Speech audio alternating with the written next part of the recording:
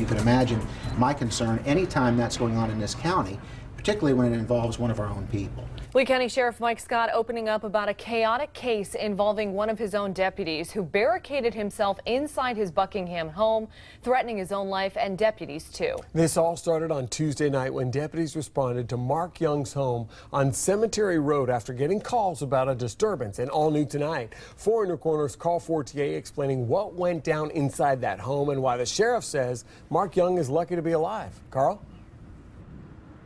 Well, Sheriff Scott says Mark Young was extremely drunk Tuesday night and fired about 12 rounds at deputies as they tried to get him to surrender. Scott says Young was an exceptional law enforcement officer until just about a few years ago when he started on a downward spiral that led to a demotion and this week's eventual standoff and arrest.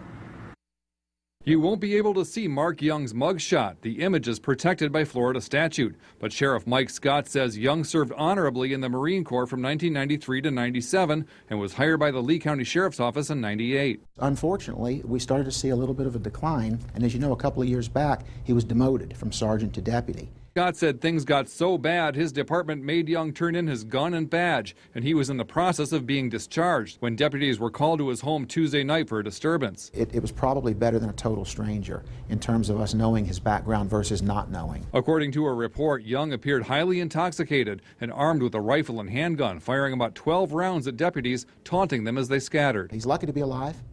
I'm lucky that none of our people were hurt.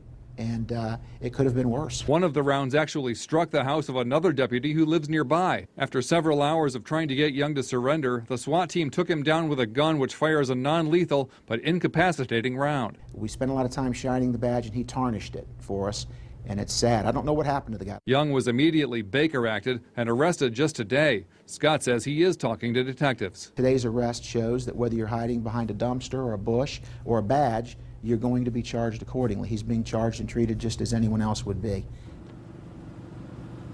Now, Mark Young will make his first court appearance tomorrow. He's being charged with 1 count of domestic violence that's against his wife, 2 counts of aggravated assault against a law enforcement officer, and discharging a firearm while intoxicated. Reporting live in North Fort Myers, Carl Fortier, Fox 4, in your corner.